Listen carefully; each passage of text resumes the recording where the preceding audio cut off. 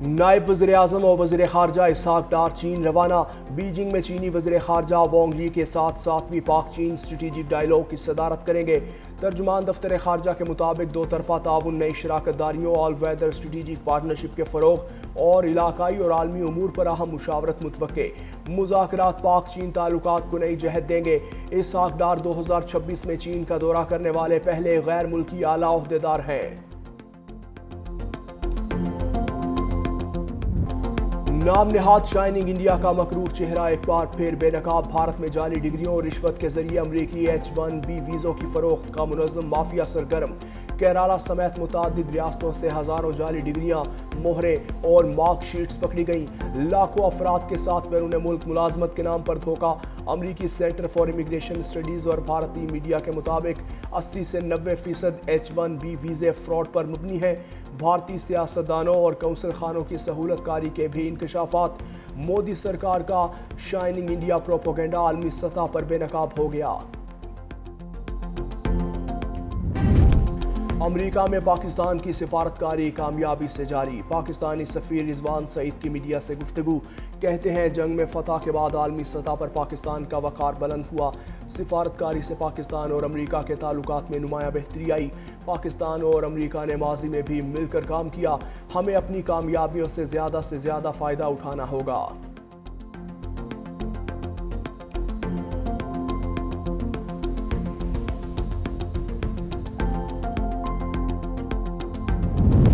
ایران میں مہنگائی کے خلاف احتجاج شدت اختیار کر گیا۔ 7 افراد جاں بحق، متعدد زخمی۔ وزارت داخلہ کا کہنا ہے مظاہرین نے گورنر آفس، مسجد، ٹاؤن ہال اور بینکوں پر پتھراؤ کیا۔ پولیس نے آنسو گیس، شیلنگ اور ہوائی فائرنگ سے منتشر کرنے کی کوشش کی۔ زخمیوں میں سے 2 حالت نازک ہونے کے باعث ہلاکتوں میں اضافے کا خدشہ۔ پولیس نے 50 سے زائد مظاہرین کو حراست میں لے لیا۔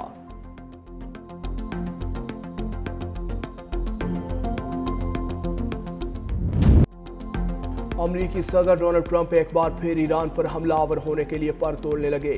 مظاہرین پر تشدد کی صورت میں حملے کی دھمکی دے ڈالی۔ ٹروتھ سوشل پر بیان میں امریکی صدر نے کہا ایران نے پرامن مظاہرین پر تشدد کیا یا انہیں قتل کرنے کی کوشش کی تو امریکہ انہیں بچانے کے لیے آئے گا۔ کسی بھی کارروائی کے لیے ہر طرح سے تیار اور الرٹ ہیں۔ امریکی صدر کی دھمکی پر ایران کا سخت رد عمل۔ سپریم لیڈر آیت اللہ خامنائی کے مشیر علی لاریجانی نے کہا کہ ایران کے اندرونی معاملے میں امریکی مداخلت خطے میں افراتفری پھیلانے کے مترادف ہے۔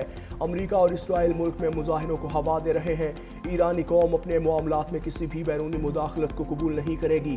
ٹرمپ کے ایڈوینچر سے نقصان امریکی فوجیوں کا ہی ہوگا۔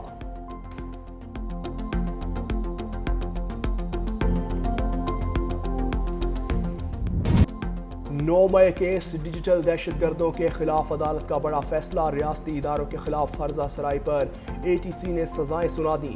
عادل راجہ، حیدر مہدی، وجاہت سعید کو 2 بار عمر قید۔ صابر شاکر، موہت پیرزادہ، شاہین صبحائی، سید اکبر حسین بھی سزا پانے والوں میں شامل۔ عدالت نے ملزمان کو دیگر دفعات میں بھی مجموعی طور پر 35 سال قید کی سزائیں سنائیں۔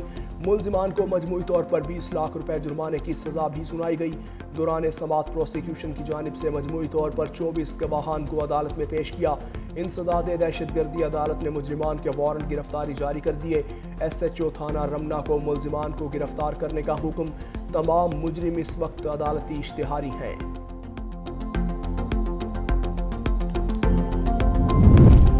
وزیر اعلیٰ خیبر پختونخوا سہیل آفریدی کے لہجے میں تبدیلی۔ اسٹیبلشمنٹ کے ساتھ صوبائی معاملات پر بات چیت اور تعلقات بہتر کرنے کے لیے تیار۔ سینئر صحافیوں کے ساتھ ملاقات اور غیر رسمی گفتگو میں بولے کوئی تقریب یا میٹنگ ہوئی تو فیلڈ مارشل سید عاصم منیر سے ضرور ملوں گا۔ دورہ لاہور عوام میں بیداری کی لہر پیدا کرنے کے لیے کیا۔ کراچی جانے کا بھی مقصد یہی ہے کہ عوام بانی PTI کی رہائی کے لیے مزید متحرک ہوں۔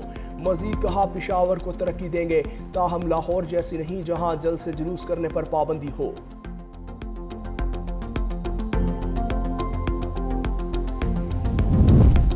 ہم مذاکرات کے لیے تیار، دوسری طرف سے ابہام ہے۔ وزیر اعظم نے کئی مواقعوں پر تحریک انصاف کو مذاکرات کی دعوت دی۔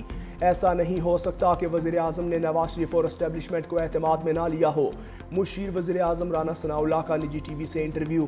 کہا پی ٹی آئی کی قیادت کہتی ہے کہ ڈائیلاگ چاہتے ہیں، بانی پی ٹی آئی مذاکرات میں رکاوٹ ہے، انہوں نے پارٹی میں کسی کو مذاکرات کا اختیار نہیں دیا۔ علیمہ خان نے کہا جو مذاکرات کرے گا وہ ان میں سے نہیں۔ کہا جاتا ہے مذاکرات کے لیے ہم نے فلاں کو اجازت دے دی۔ سیدھی بات کریں، آپ مذاکرات کے حق میں نہیں، صرف تشدد چاہتے ہیں۔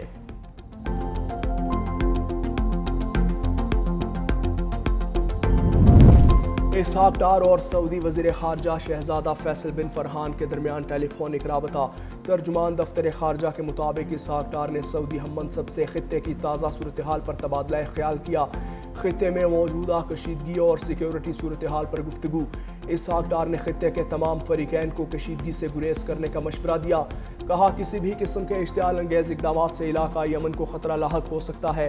اسحاق ڈار نے مسائل کے حل کے لیے مذاکرات اور سفارتکاری پر زور دیا۔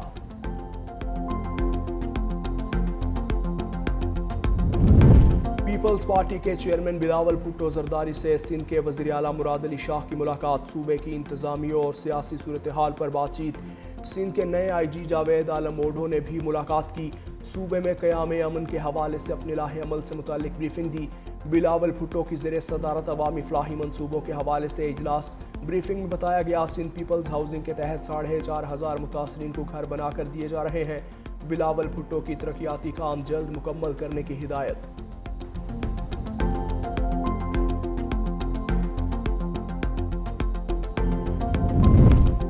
حقائق کے منافی اور نفرت انگیز بیانات سے تاریخ نہیں بدلی جا سکتی۔ پیپلز پارٹی کراچی کے مسائل سے کبھی غافل نہیں رہی۔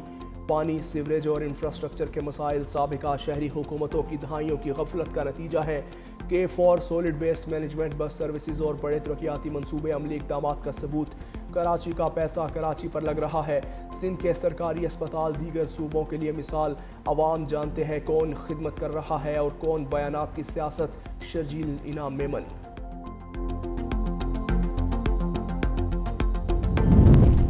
پاکستان کا تجارتی توازن بگڑ گیا، برآمدات میں کمی اور درآمدات میں اضافہ ریکارڈ۔ رواں مالی سال کے 6 ماہ میں تجارتی خسارہ 19 ارب ڈالر سے تجاوز کر گیا۔ ادارہ شماریات کی رپورٹ۔ برآمدات میں رواں مالی سال کے 6 ماہ میں 8.7% کی کمی آ گئی۔ 6 ماہ میں درآمدات میں 11.28% کا اضافہ ریکارڈ۔ رواں مالی سال پہلی شش ماہی میں 15 ارب 18 کروڑ ڈالر سے زائد برآمدات ہوئیں۔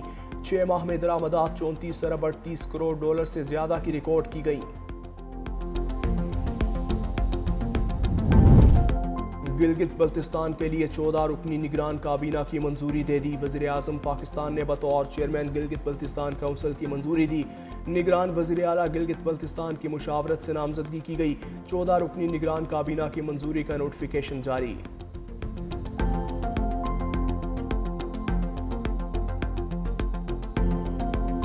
شمالی علاقوں میں سردی نے رنگ جما دیے۔ آزاد کشمیر میں برف باری کا سلسلہ رک گیا، سردی کی شدت برقرار ہے۔ درجہ حرارت نقطہ انجماد سے نیچے گر گیا۔ کوئٹہ سمیت بلوچستان کے شمالی اضلاع میں بھی شدید دھند۔ قلات اور لہ میں درجہ حرارت -7، وادی نیلم میں -6 ڈگری ریکارڈ۔ موٹر وے پر دھند M3 اور M4 ٹریفک کے لیے بند۔